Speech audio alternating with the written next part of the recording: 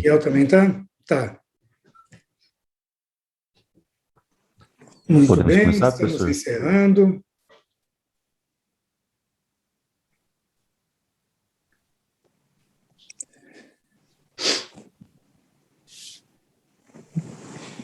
Bom dia, professor, uma dúvida só. Eu tinha perguntado lá no grupo se as apresentações, como é que ficaria, né? Aí o pessoal encaminhou uma mensagem lá de que elas continuariam na semana que vem. Será que eu entendi errado? Porque acho que eu estou com a Igreja Internacional da Graça. Eu imaginei que era semana que vem, né? Essa tinha sido a minha pergunta. Não, o Internacional da Graça de Deus é hoje, porque a gente está seguindo estritamente a ordem aqui, né? Então, eu não preparei exatamente porque eu entendi que era na semana que vem. Até foi a Entendeu mensagem. errado.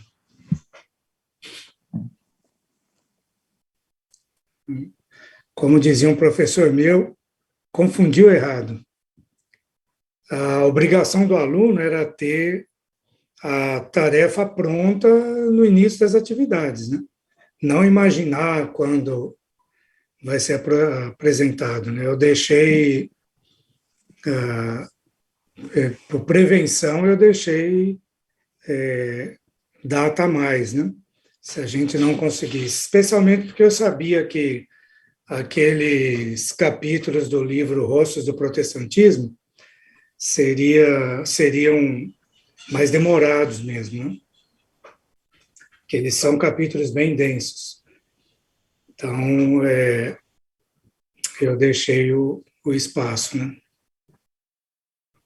Então, nós vimos na primeira parte aí, então, primeiro a gente fez aquela apresentação dos capítulos do Bonino, com a finalidade de a gente compreender um escopo, assim, um panorama do que é o protestantismo na América Latina e, obviamente, no Brasil, a partir da ajuda lá do José Miguel Bonino. Depois, nós entramos, então, no pentecostalismo, já que nós já estudamos a entrada do protestantismo, chamado protestantismo histórico, as principais características desse protestantismo, como que ele tem usado a escola, né, a questão da educação, essa ideia liberal, né, de liberdades, progresso e tudo mais. E aí a gente está olhando, e a gente já viu, então, esse protestantismo histórico também, que é o grupo dos imigrantes, né, o chamado grupo étnico e tal, e agora olhando para o pentecostalismo. No pentecostalismo, então, as primeiras apresentações foram do chamado pentecostalismo clássico, especialmente Assembleia de Deus e Congregação Cristã. Aí depois a gente tem uma outra fase do pentecostalismo, que é o pentecostalismo, que tem duas características no Brasil. Na América Latina toda, e no Brasil em particular, então tem uma característica que, além de enfatizar o batismo com o Espírito Santo, que é o chamado pentecostalismo clássico, dá uma ênfase especial, o clássico, Assembleia de Deus, Congregação Cristã, também dá uma ênfase na questão de curas, da ação do Espírito Santo na vida. Mas uma segunda fase, para a gente usar as ideias do Paul Freston, que foram popularizados aqui no Brasil, das três ondas, né? Então, essa segunda fase, essa segunda onda, fala da cura divina. Então, é o batismo com o Espírito Santo e cura divina, que foi uma ênfase muito específica da Aimee McPherson na fundação da Igreja do Evangelho Quadrangular. Isso vem para o Brasil, mas no Brasil, tem outras partes da América Latina também, tem uma característica, uma outra característica, que é o surgimento das lideranças nacionais, das lideranças autóctones. Então, os grupos apresentaram aí Congregação Cristã, a Congregação Cristã no Brasil, não, a Igreja Deus é Amor, né? E e essa liderança autóctone, então, que nasce no protestantismo, dentro do pentecostalismo, vamos dizer assim, né? Deus é amor e Brasil para Cristo, né, especificamente, estou até esquecendo. Nesse período, o pentecostalismo já começa a causar impacto nas igrejas chamadas históricas. Então, a gente tem os movimentos de renovação nas igrejas históricas. E esse processo é paralelo à entrada da chamada renovação carismática. Então, e aí, essa renovação carismática acontece junto com o surgimento do chamado neopentecostalismo. Então, essas coisas vão andando meio que paralelamente. Então, na aula de hoje, a gente vai começar a olhar para esses grupos chamados neopentecostais. Essa expressão neopentecostalismo tem sido muito questionada na academia, ela é muito problemática, né? Neo é novo, né? É um novo pentecostalismo, é um pentecostalismo que recupera coisas antigas, é um pentecostalismo que mistura práticas mágicas, práticas indígenas, práticas das religiões afro-brasileiras ou africanas de modo geral, se pensar em América Latina, é tudo isso junto e misturado, né? Então, por isso que a designação novo pentecostalismo, neopentecostalismo, é questionável. Mas por falta de uma designação melhor, alguns chamam de pós-pentecostalismo, por exemplo, né? Então, a gente está usando aí neopentecostalismo, tem algumas características em comum, que além, há uma ênfase um pouco menor no batismo do Espírito Santo, há uma ênfase na cura, mas a ênfase mais importante deles é a chamada teologia da prosperidade, ou teologia da confissão positiva, certo? Então, é isso, a gente vai passar aí para o Miguel e para o Jader, que vão falar da Igreja da Nova Vida, que é exatamente o protótipo dessas igrejas. É basicamente a primeira que veio aqui para o Brasil com esses aspectos aí, né? Então, fiquem à vontade, meus caros colegas. Bom dia, professor. Bom dia. Bom dia, colegas de classe. Eu vou compartilhar aqui o PDF, tá? A apresentação. Ok. Estão conseguindo ver aí, tranquilamente? Sim. Ok, vamos lá, então. O professor colocou, então, para nós, na verdade, eu escolhi, e aí o Jader também escolheu esse tema, que é a Igreja de Nova Vida, tá? Deixa eu passar aqui. Isso. Então, um sumário simples, né, que o professor colocou para nós lá no Classroom, para a gente tratar sobre esses 3 pontos, que é conversarmos sobre os fundadores, ou a gente vai ver aqui que é um fundador, né, um homem da Igreja de Nova Vida, os aspectos históricos e os principais aspectos doutrinários. Quando a gente fala sobre essa Igreja de Nova Vida, a gente precisa falar sobre o Robert McAllister, tá? Ele aqui é tido como fundador. Se você colocar em qualquer momento o nome da igreja no Google ou alguma página de pesquisa, vai aparecer o nome do Robert McAllister. Pelo fato dele ter passado muitos anos no Brasil, até o professor pode me corrigir se eu estiver errado, as pessoas começaram a chamá-lo de Roberto, né? Bispo Roberto. Então, se você vê o Roberto aí, é o próprio Robert, né? Eu me tratei ele aqui como o McAllister, vai ficar mais fácil para a gente analisar aqui. Bom, falando sobre o McAllister, eu coloquei só alguns pontos aqui para a gente tentar compreender como foi a sua vida, como que foi a sua história. Então, ele nasce na década de 30, lá no Canadá, e ele é filho de um pastor pentecostal, que é o Walter McAllister. Ele foi pastor lá em Toronto, em uma igreja chamada Igreja da Pedra, muito pelo formato, pela arquitetura da igreja do seu pai, Walter McAllister. Já quando jovem, ele estudou na Eastern Pentecostal, desculpa, Bible College, então ele teve uma certa formação acadêmica, né, durante alguns anos aí, se não me falha a memória, foram durante 3 anos que ele esteve nessa faculdade, nesse seminário, se a gente pode colocar assim. Depois disso, ele teve um chamado missionário muito forte em seu coração, e os primeiros lugares que ele visitou fora do Canadá, ou da região ali dos Estados Unidos, foi nas Filipinas e em Taiwan.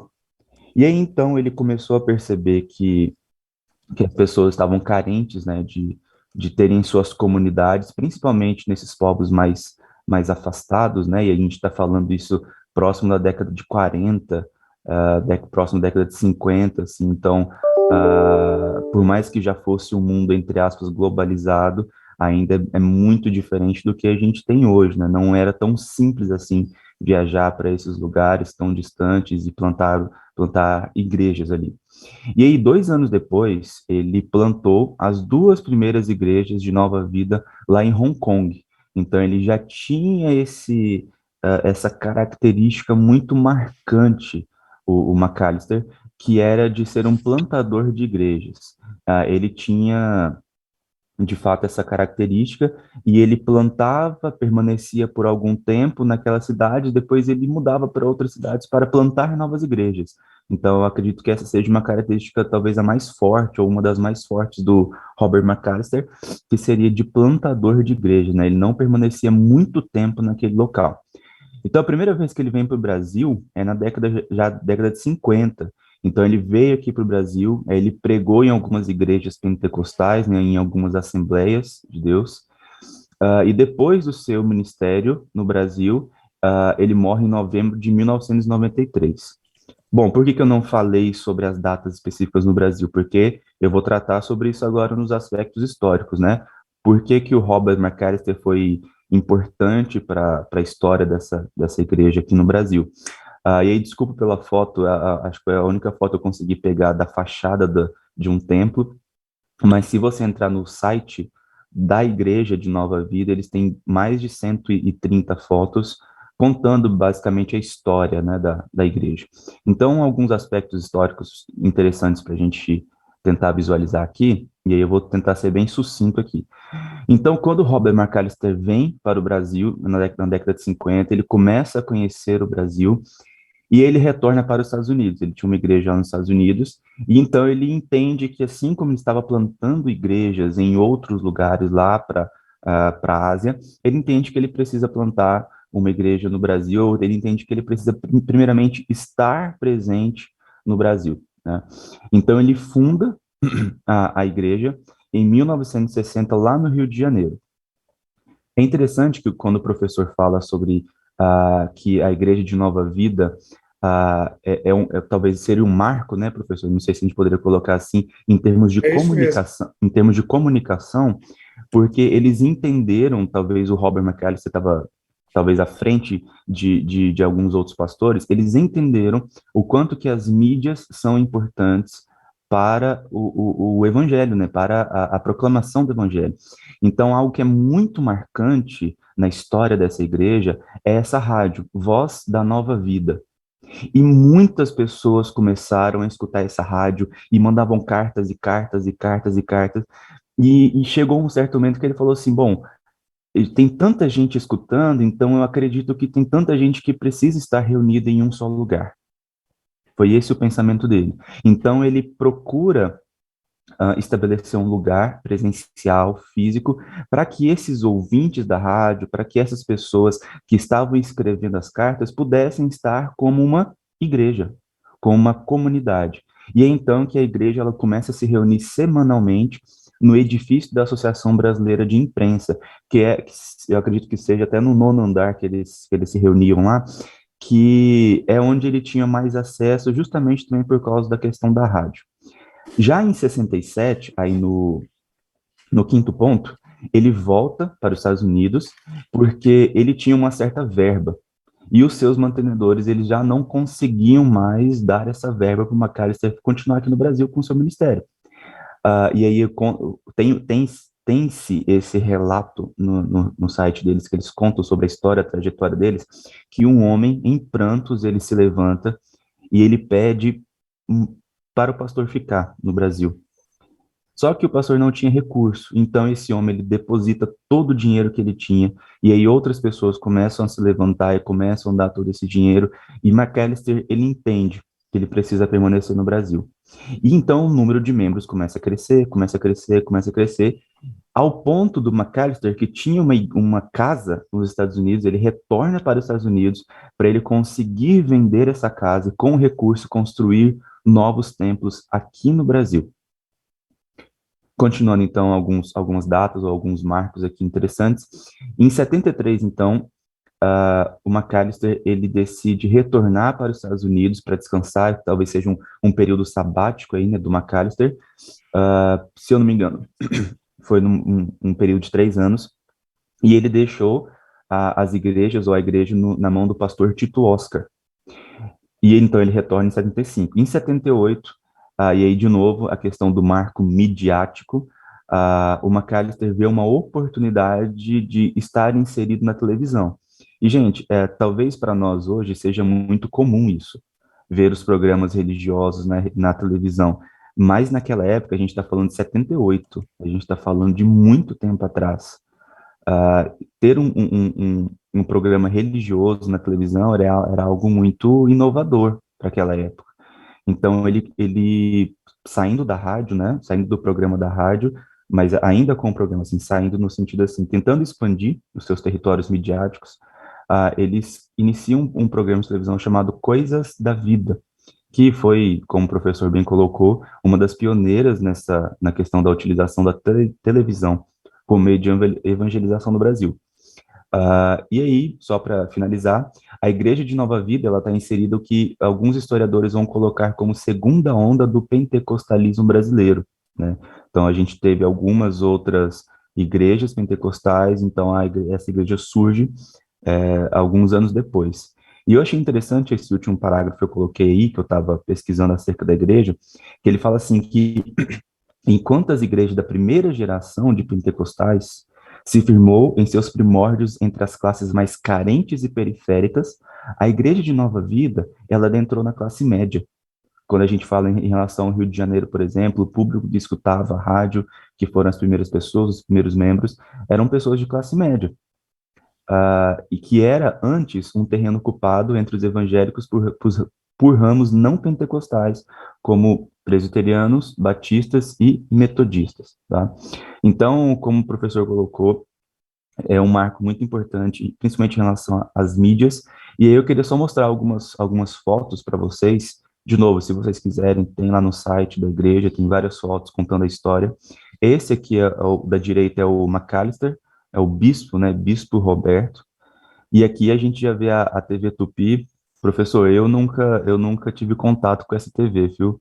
Então eu não sei nem que canal que era, não sei se era Essa antiga. TV Tupi não existe mais. Sim, mas era antiga Globo, SBT, tinha alguma relação com essas novas? Não, era uma TV diferente, mas a TV Tupi, para vocês terem uma ideia, a TV Tupi era a Globo da época dela. Entendi. Todo mundo assistia a TV Tupi. Né, então, a gente vê o tamanho e representatividade, né? Todo mundo, sei lá, metade da população brasileira não tinha TV, essas coisas, né? Mas, assim, ela tinha o poder que, mal comparando, né? Salvo as devidas proporções aí, ela tinha o poder que a Globo tem hoje. Entendi, legal. E aqui mais 2 fotos de como aconteciam os cultos e a ordenação de pastores aqui. Então, em relação aos aspectos históricos, em relação ao Robert McAllister, seriam esses pontos, tá? O Jader vai continuar falando sobre os aspectos doutrinários.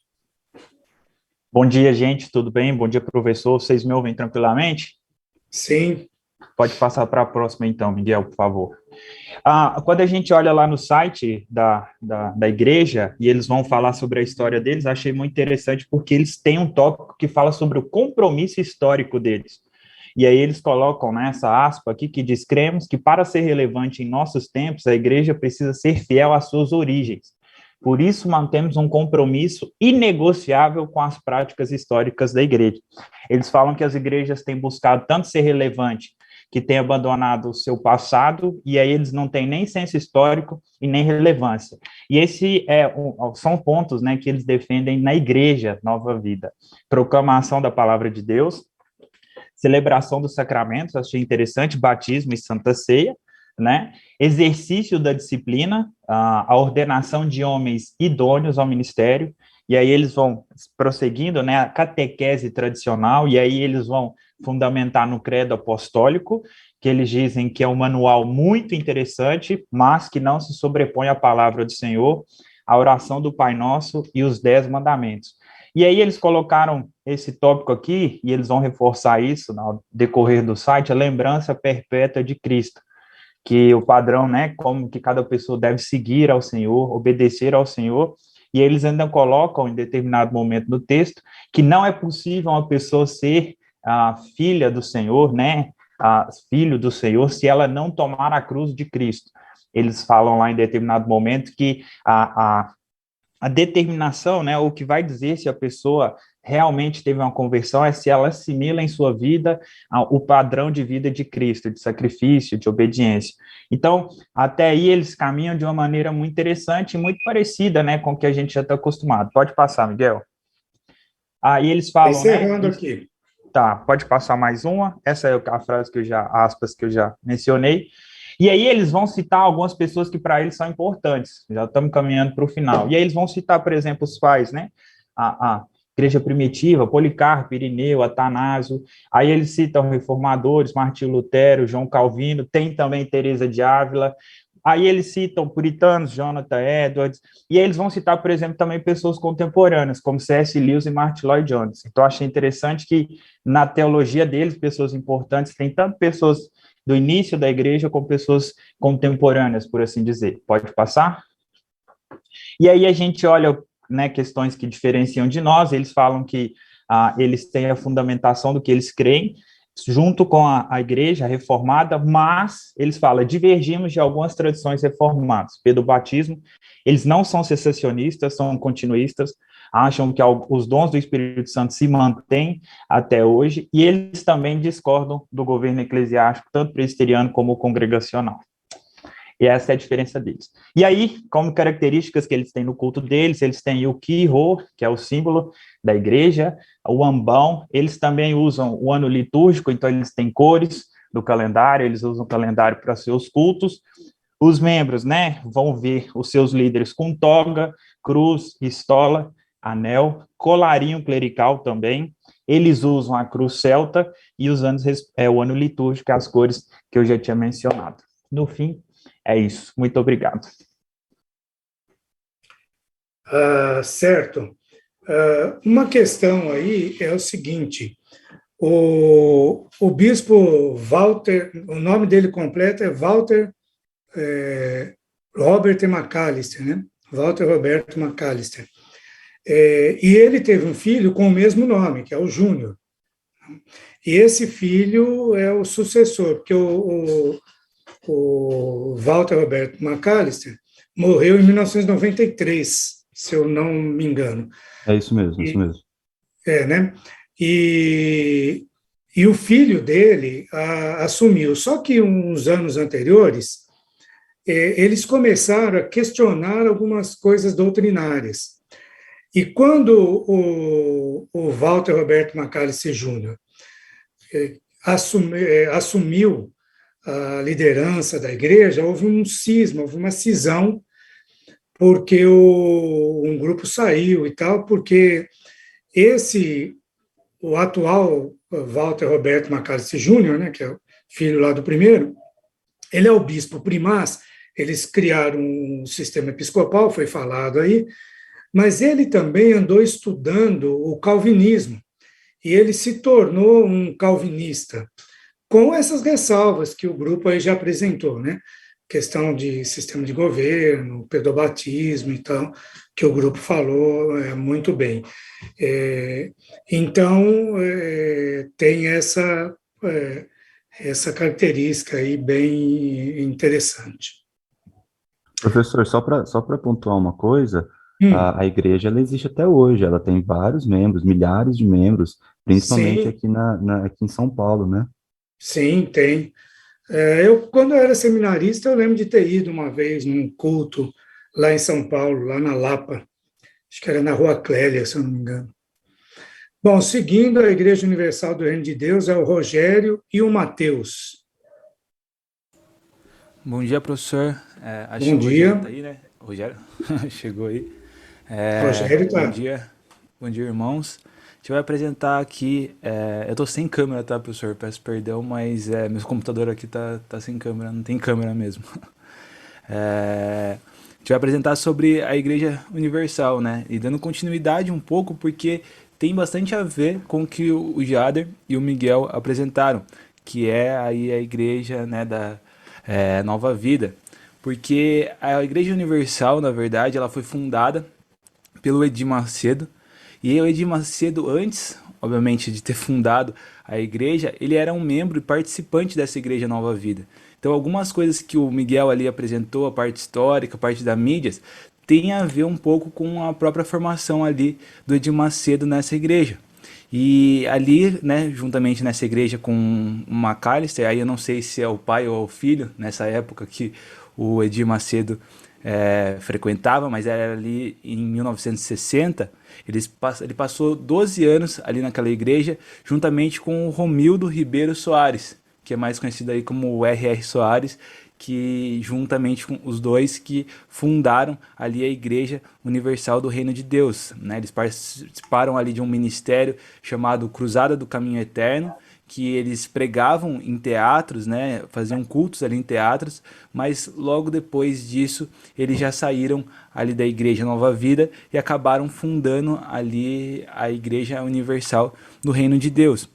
Só que a Igreja Universal do Reino de Deus, ela tem um aspecto um pouco interessante, porque ela teve um crescimento extremamente rápido. Ela foi a igreja que mais cresceu em um século, né? Ela teve assim um boom muito forte. Ela se tornou uma das maiores organizações religiosas do país, né? E assim dados dá que ela se tornou uma das maiores organizações até do mundo.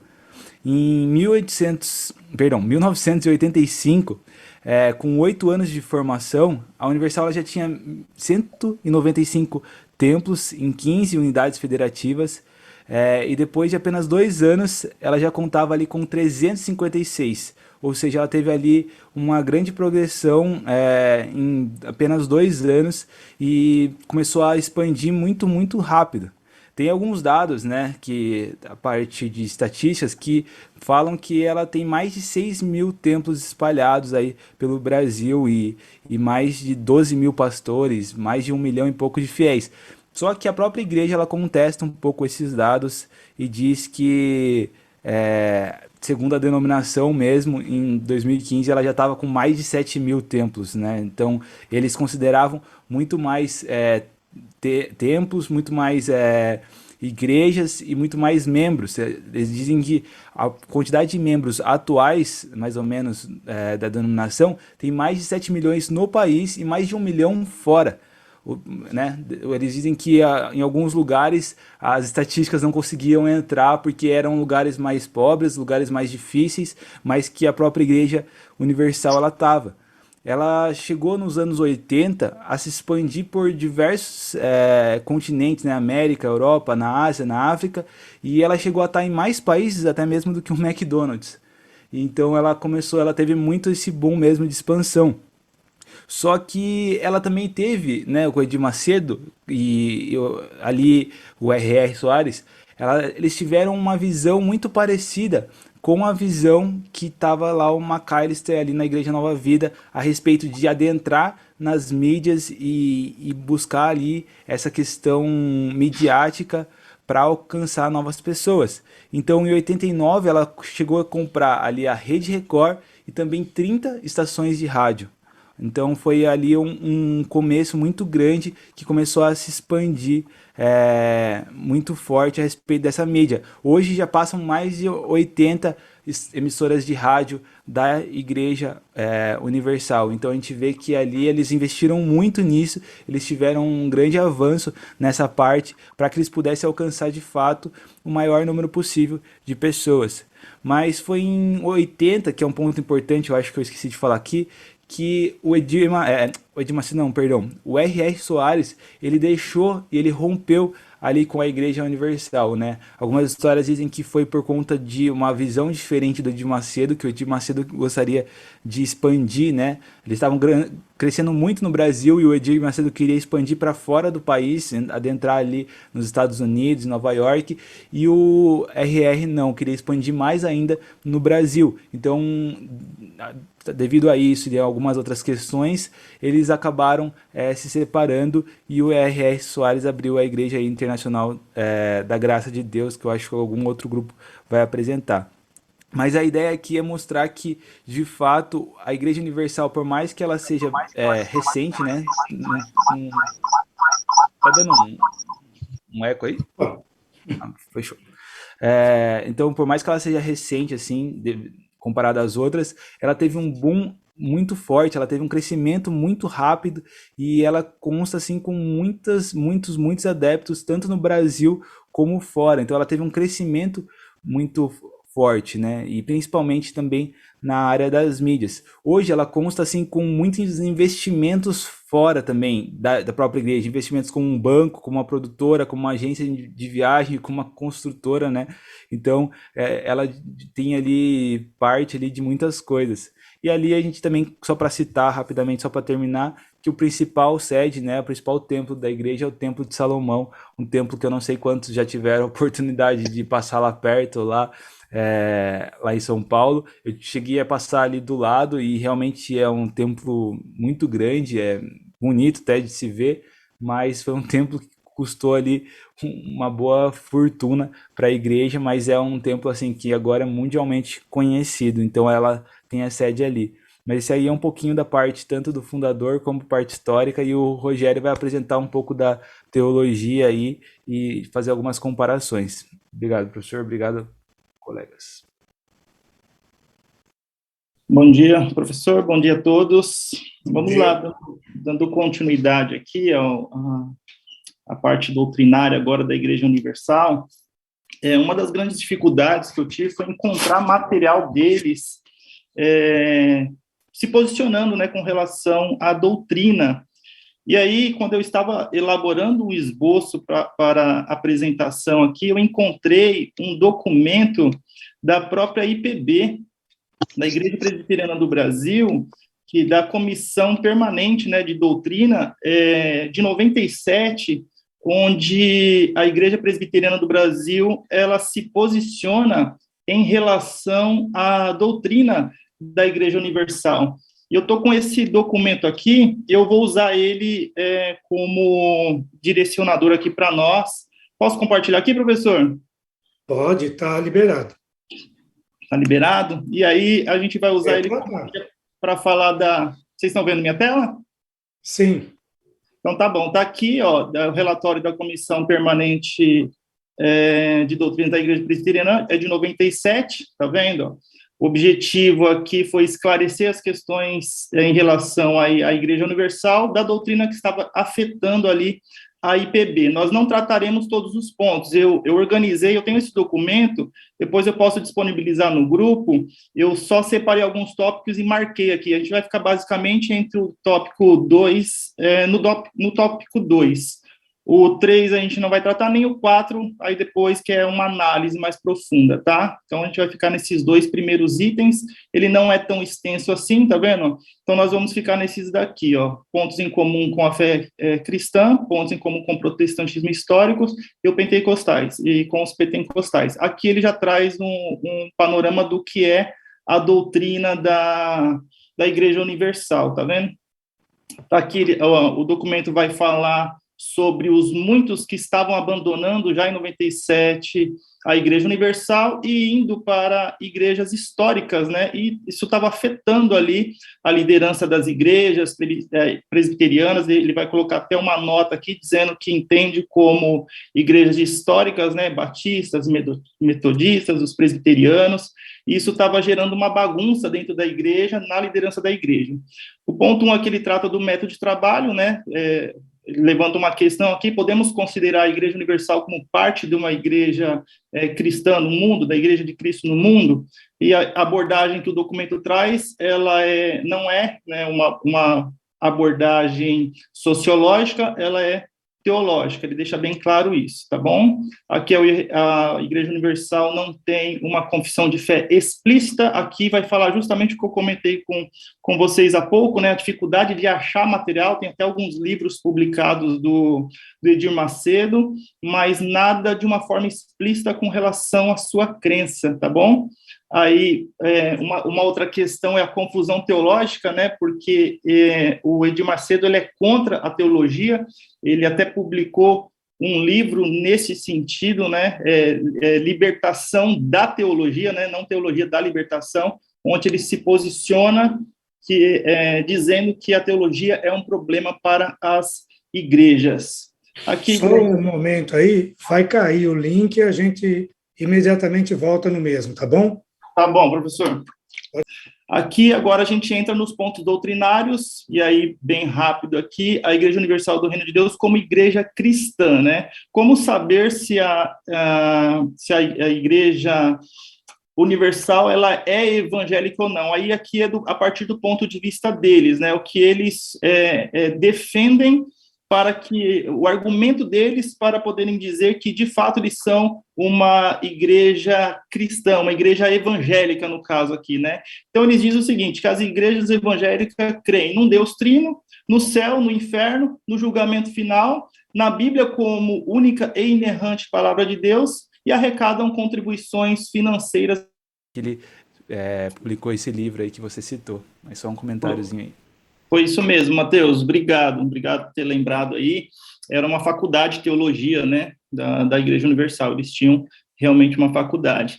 Aí aqui entra na questão doutrinária, né, bem breve aqui, a igreja, aqui é o que por que eles se consideram como igreja evangélica, né? Aí tá esses pontos aí, porque eles acreditam num Deus trino, no céu, no inferno, no julgamento final, na Bíblia como única e inerrante palavra de Deus, e arrecadam contribuições financeiras. Aí nós estávamos aqui, ó, estas são doutrinas comuns às igrejas evangélicas, portanto, devemos concluir com toda certeza que a Igreja Universal do Reino de Deus é genuinamente evangélica, não sendo antibíblica em sua orientação doutrinária. Isso aí foi lançado aqui nesse manifesto, né, foi escrito nesse manifesto do povo evangélico, na Folha de São Paulo, deles mesmos se posicionando com relação à sua doutrina. Pontos em comum com a fé cristã. Aí está aqui, na trindade, na divindade e humanidade do Senhor Jesus.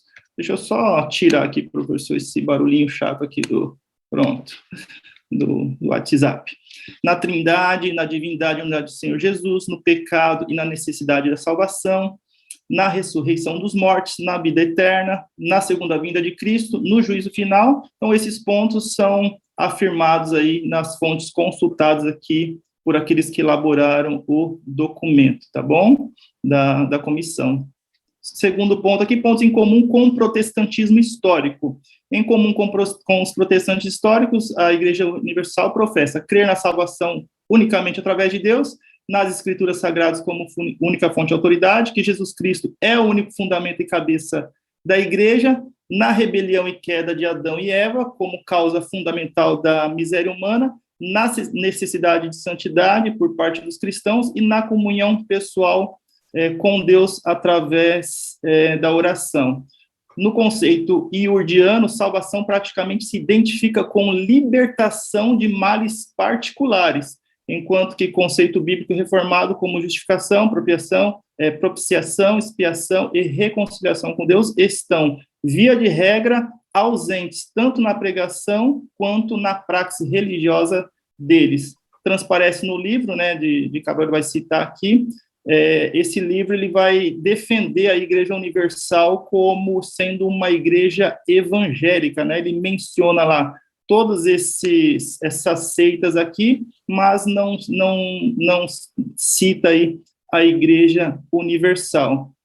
Aí está aqui, ainda em comum com as igrejas protestantes históricas, a Igreja Universal é crítica com relação a algumas práticas pentecostais, como o conceito pentecostal de profecia, reações físicas no contexto de batismo do Espírito Santo. Ela critica ainda o movimento católico carismático e o falar em línguas estranhas ali, praticado em alguns segmentos. Pontos em comum com os pentecostais. Batismo Rogério, isso aí é uma coisa importante. Essa crítica que eles fazem é a questão de línguas estranhas. Quer dizer que é uma diferença importante com relação ao chamado pentecostalismo clássico.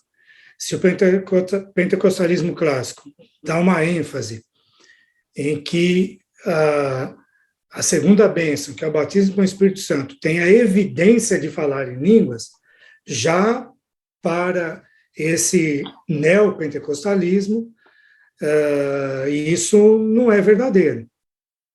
Então, isso é um diferencial importante, só para enfatizar. Legal, professor, obrigado. E até o próximo ponto, onde ele vai fazer uma comparação também com o neopentecostalismo, ele vai trazer essa questão das línguas novamente. Aí aqui, particularmente a cosmologia pentecostal, que pertence ao mal no mundo, como resultado da atuação direta dos demônios, e o profundo desprezo pela teologia. Então, esses são os pontos em comum com os pentecostais. Pontos em comum com igrejas de libertação, que giram particularmente em torno da teologia da prosperidade, né, dos ministérios, de libertar pessoas do opinião dos demônios, e da utilização de objetos ungidos.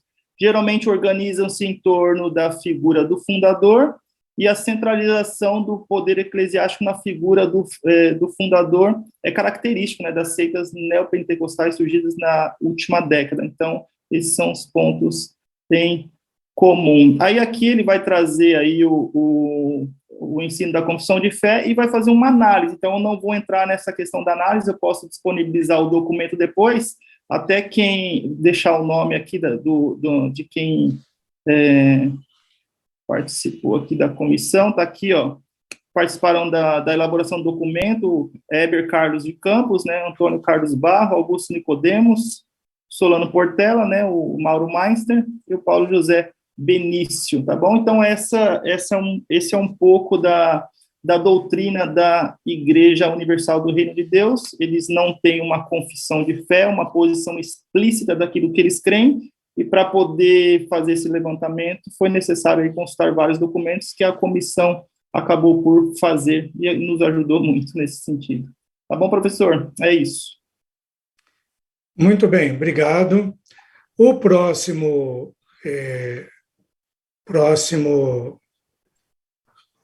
grupo a ser destacado aí é a Igreja Internacional da Graça de Deus, né? Que seria o Erasmo, né? O Erasmo não preparou isso?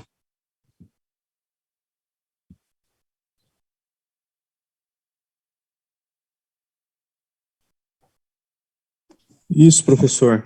Conforme tá. a mensagem que o senhor postou no grupo lá, até eu questionei lá, eu entendi que próxima semana se referia à semana que vem, né? Essa mensagem postada na quarta-feira. Uhum. Então, eu não preparei para hoje. Certo, a culpa foi minha. Então, continuando, como vocês sabem, o Edir Macedo e o grupo aí já explicou isso, né? O Edir Macedo e o Soares começaram juntos a Igreja Universal do Reino de Deus, começaram com outro nome e tal, e eles são cunhados, né? O Soares é casado com uma irmã do Edir Macedo, acho que é Maria Madalena o nome da irmã do Edir Macedo, que é a esposa do Soares.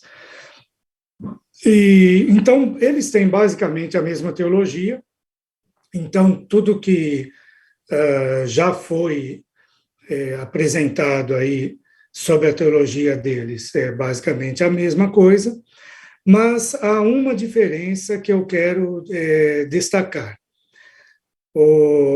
porque isso é interessante no modo como eles se acercam dos grupos, se acercam, fazem o trabalho de proselitismo e tudo mais. Se você já assistiu os programas na televisão, dos dois, a diferença fica muito perceptível. Enquanto a Universal é mais, que palavra que eu vou usar aqui, é mais espetaculosa, por exemplo, conversa com o demônio, expulsa o demônio no ar, manda o demônio ficar calado, e coisa assim, na Universal. Na Internacional da Graça de Deus, isso não ocorre. Então, aí você vê que eles já se ocupam de públicos distintos. Então, a Universal já está mais ligada a grupos que entendem mais uma linguagem, por exemplo, das religiões afro-brasileiras. Aliás, a Universal tem uma característica curiosa. Se você pegar os cultos de libertação, você vai ver que na região sudeste, aqui, esses cultos de libertação são na sexta-feira. Por que são na sexta-feira? Porque na sexta-feira, tradicionalmente, é dia de reunião de centro espírita, de umbanda, dessas coisas. Mas se você for no sul do país, em Porto Alegre, que é uma das cidades que tem, aliás, se eu não me engano, tem mais centro espírita do que Salvador. A turma acha que é na Bahia, mas é em Porto Alegre. Se você chegar lá, é na quarta-feira. Uns anos atrás era na quarta-feira, se não mudou. Por quê? Porque lá, esses cultos, a África, coisa assim, eram na quarta-feira. Então, eles fazem esse contraponto, e eles fazem essa relação, e eles têm essa coisa mais espetaculosa, assim. A Internacional da Graça de Deus já tem uma outra preocupação, ela trabalha mais com a teologia da prosperidade, e o Edir Macedo também com a teologia da prosperidade, mas a Internacional trabalha mais com a teologia da prosperidade e menos com essa coisa mais espetacular de expulsar demônio, de fazer isso, de fazer aquilo, porque eles têm públicos-alvos diferentes. Então, você vê que a Internacional tem um público mais de classe média alta. Então, esse é um diferencial que eu queria destacar. Miguel, você levantou a mão? Então, professor, o senhor estava comentando sobre isso há alguns anos atrás. Eu não me recordo em qual igreja especificamente, mas surgiram alguns, eu vou colocar bem entre aspas aqui, convites para um primo meu, para ele atuar como um endemoniado em alguma dessa igreja. Eu não vou saber falar em qual igreja que era, mas chegaram a oferecer na época cerca de 400 ou 500 reais, alguma coisa assim, para ele se portar como tal. É complicado, hein? Não.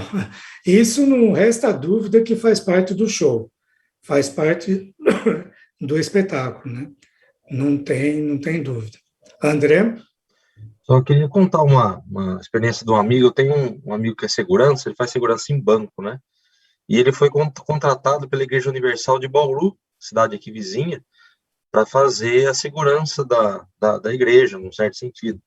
E ele me relatou, e depois disso ele até desanimou de ir em igreja e tudo, que eles faziam ensaios para o pessoal levantar da cadeira para ter curas. E isso ele me contou, ele estava lá fazendo a segurança da igreja e contou isso. É algo meio chocante, né? Estou compartilhando com vocês porque nós somos amigos aqui, mas é algo que eu nem comento por aí, que é complicado. Ele falou que viu os ensaios, as pessoas chegavam normais, sentavam e mostravam, ensaiavam todo como seria o culto aqui em Bauru. É por aí, infelizmente. Luiz? das peripécias que eu vi da Igreja Universal em Formosa do Oeste, cidade do meu sogro. Eles fizeram um santo do santo, reverendo, lá, sabe, na igreja. Então tinha lá o altar lá dentro, sabe, justamente para eles fazerem essas ofertas, né, dentro lá da igreja. E um outro caso interessante também, em Belém do Pará, onde era o maior cinema que tinha lá da época, hoje é uma Igreja Universal do Reino de Deus. E em certa ocasião a Polícia Federal foi lá, mediante algumas denúncias, encontraram dentro desse cinema lá uma parte no subterrâneo que existia um cofre, tipo cofre de banco, e lá dentro tinha armamento pesado, sabe, metralhadoras, fuzis, essas coisas assim, né? Aí eu só não sei qual que é a finalidade, né, deles manterem esse armamento lá dentro, né, dessa forma.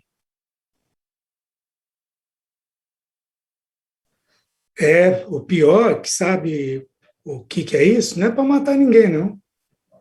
É tráfico. Tráfico de armas, é óbvio. É óbvio. Infelizmente. Bom, essas igrejas, então, têm características em comum, têm características que diferenciam, especialmente no público-alvo que tem, a Universal e a Internacional, como eu falei há pouco. E aí, a próxima igreja, que é o Renato, a gente vai encerrar hoje com ela, porque essas três têm uma relação muito íntima, por vários motivos. Então, é a Igreja Mundial do Poder de Deus, né, que é o Renato, né? Então, vamos lá, Bispo Valdemiro. Ainda bem que o Renato escreveu certo ali, Valdemiro Santiago, porque a turma fala Valdomiro, né? Mas é Valdemiro, é isso aí mesmo. Ué. Bom dia.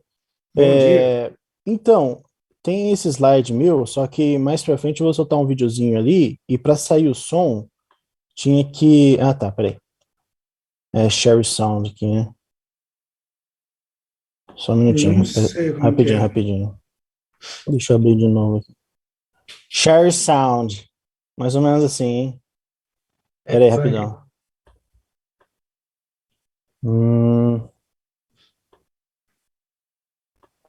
Vai rolar. Sim.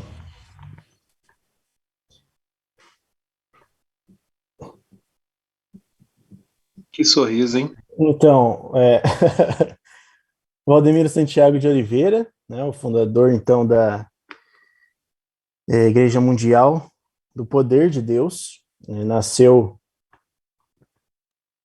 no dia 2 de novembro de 1963, hoje está com 57 anos, em Cisneiros, distrito de Palma, Minas Gerais. É o sétimo de 12 irmãos e perdeu a sua mãe aos 12 anos. Foi morar com um dos seus irmãos, em Juiz de Fora, aos 14 anos, por não se entender com seu pai. Ele chegou a trabalhar, né, como servente de pedreiro, foi viciado em drogas, álcool e chegou a dormir nas ruas. Foi morar com o pastor da Igreja Universal, então aí começa esse relacionamento aí com a Igreja Universal.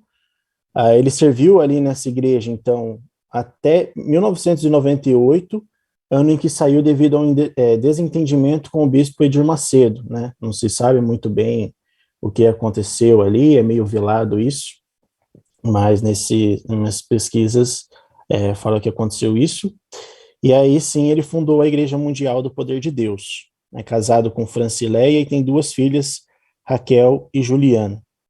Em janeiro de 2013, a revista Forbes avaliou sua fortuna em aproximadamente 220 milhões de dólares, sendo então o segundo pastor mais rico, né? Só atrás então do Edir Macedo. Então, aí alguns aspectos históricos, né? Em 1996, após sobreviver a um acidente em um navio em Moçambique. Valdemiro, então, decidiu iniciar seu trabalho ministerial. Fundou em 3 de março de 1998, em Sorocaba, São Paulo, a Igreja Mundial do Poder de Deus, com a sua esposa Francileia e mais 16 pessoas. Em 2000, a Igreja Mundial se mudou para Pernambuco, retornando em 2002 para São Paulo, no bairro do Tatuapé. Em 2006, a igreja se instalou no Brás, com 18 mil metros quadrados, mesmo ano em que Valdemiro é consagrado apóstolo e sua esposa bispa. Até então, pelo que eu estava vendo, as hierarquias, então, eu acho que também nas igrejas antecedentes aí seria obreiro, depois pastor, aí acima bispo, então o último, né, o bambambam da coisa aí seria o apóstolo, no caso, né.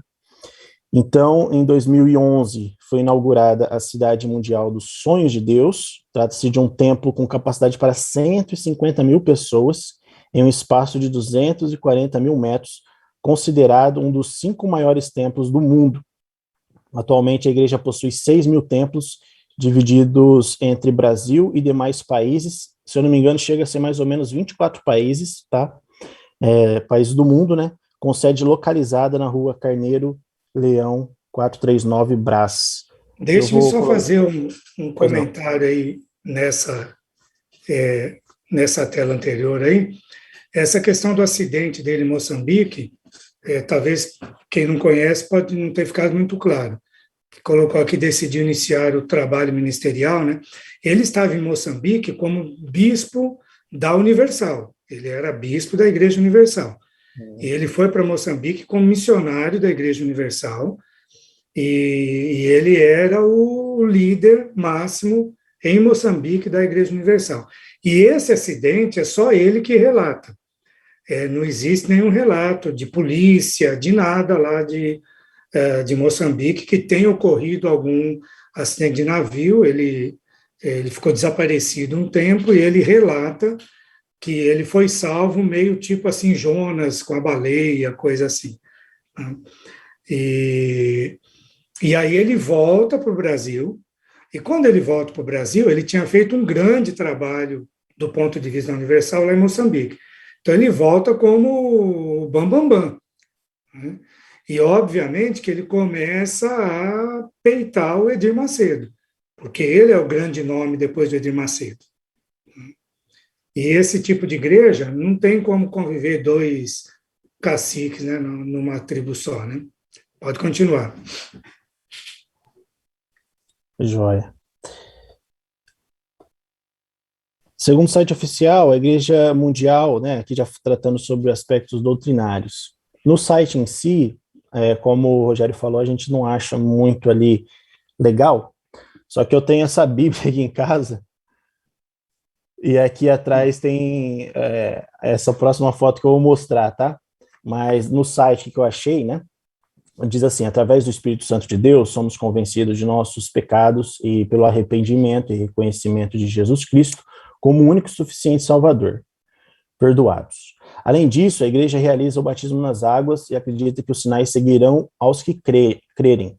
Por isso, uma das principais preocupações da igreja é mostrar a presença de Jesus Cristo como vivo e presente na manifestação de milagres, ao encorajamento para que todo milagre seja testificado, de modo a engrandecer ao nome de Deus e mostrar a todos os que Deus, através da fé, realiza em favor de nossas vidas, indiferente de religião.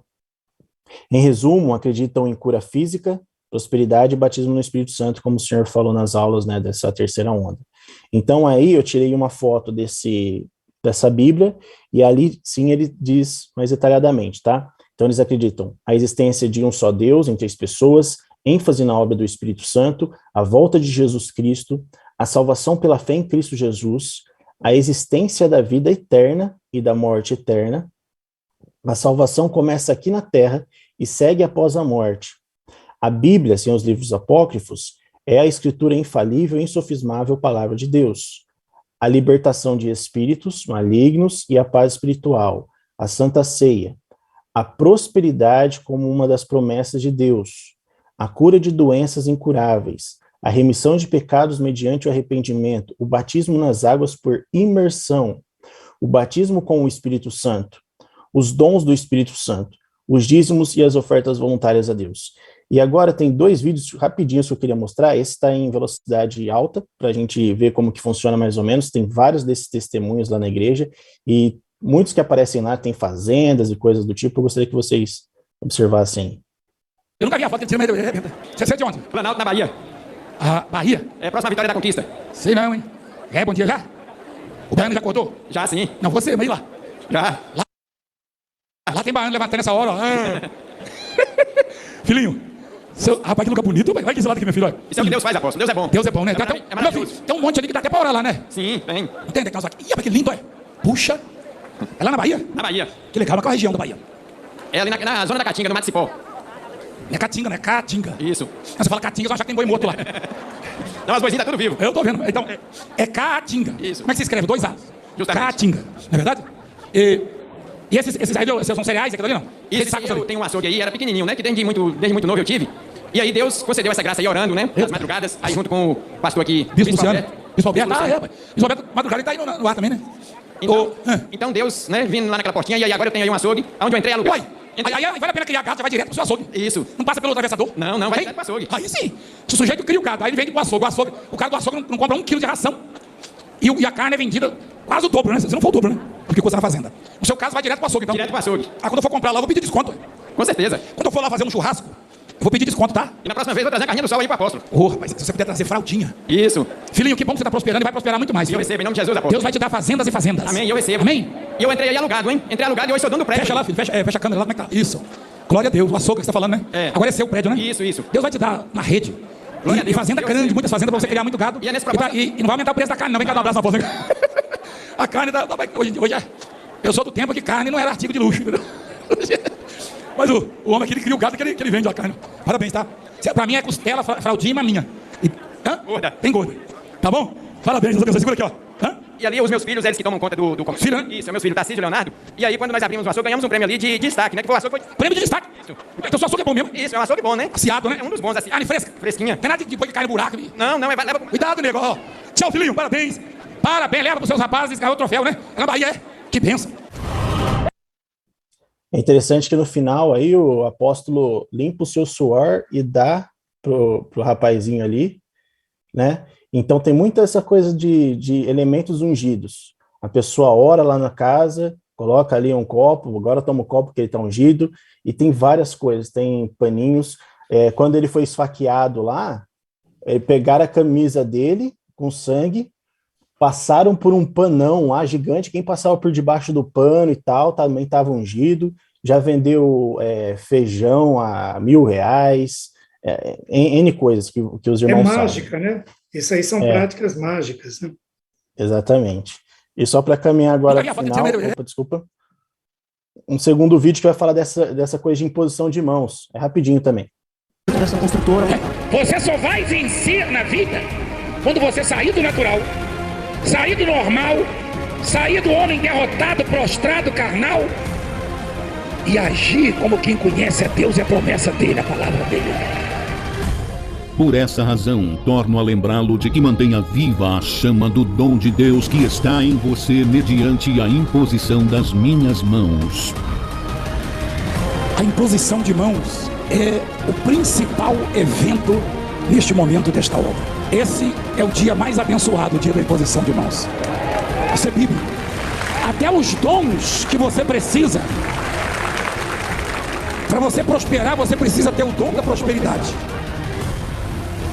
Domingo do Vencedor, com imposição de mãos, a partir das 6 horas da manhã e culto às 8:30 da manhã na cidade mundial do Sonho de Deus, na Zona Leste, no Brás. Com o apóstolo Valdemiro Santiago e bispa Francileia. Deus mandou dizer para você não desistir, você vai vencer. Igreja Mundial do Poder de Deus, a mão de Deus está aqui. Amém. Então toma esse eco no final do vídeo. Oi? Não, é interessante os efeitos que eles usam nos vídeos, né? Para dar um peso maior assim na voz do homem. O que é Mas aquilo? foi muito bom vocês o Renato, no caso agora, ter apresentado esse vídeo, e aí me ajuda a concluir, então, esses grupos aí. Lembra que eu falei agora há pouco que a Universal, a Internacional e a Mundial têm bastante relação entre si.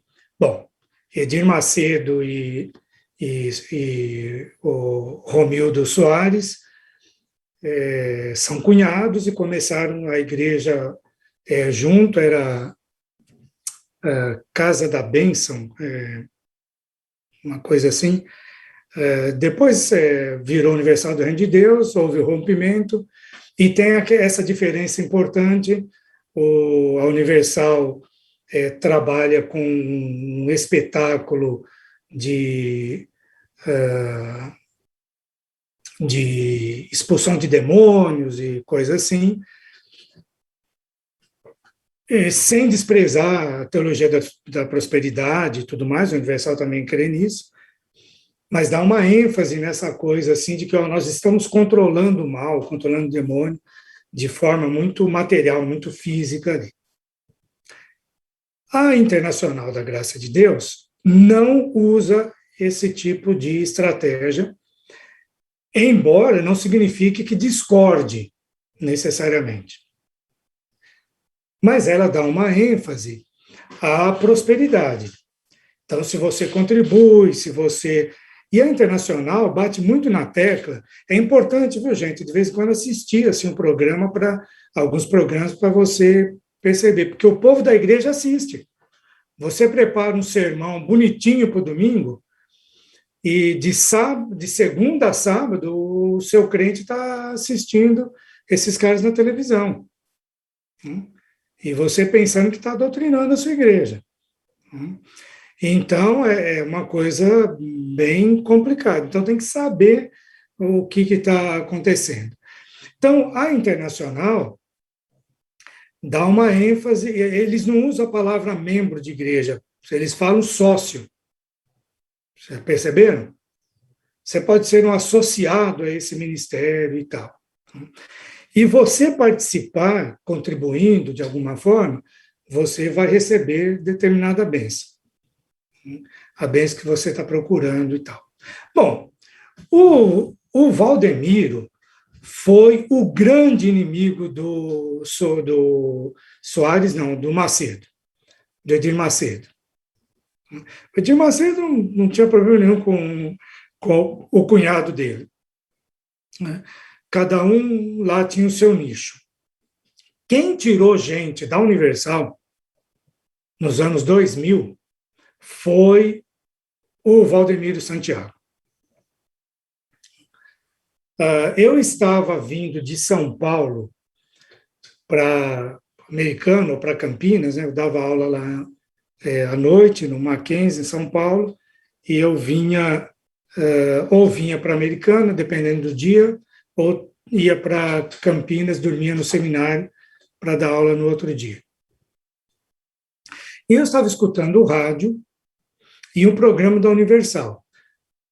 Quando, no outro dia de manhã, eu estava vindo para casa, é verdade.